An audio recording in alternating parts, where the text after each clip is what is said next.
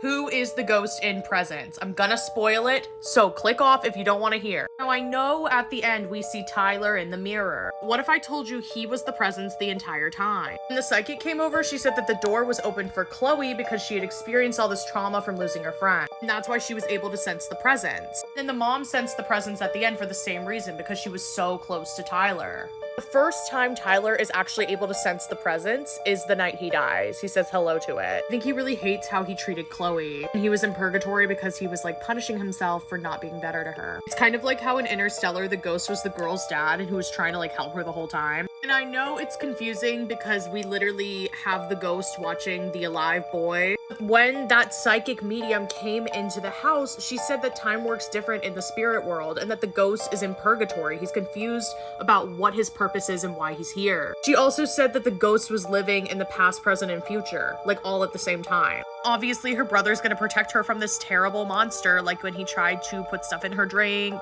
or when he tried to make moves on her. Those were the moments where the ghost actually did something, which is crazy because the last thing Tyler did was save her from him. But I really think it was Tyler the entire time. Nadia didn't live in that house. They literally said that there were no reported deaths in the house. So Nadia didn't die in the house. She would have no reason to be connected to the house, because the whole time I was watching the film, I was like, why is Nadia the ghost? How does she relate to the house? Did she like cling on to Chloe? I mean, Chloe's not gonna think it's her alive brother. She's naturally gonna think it's her dead friend.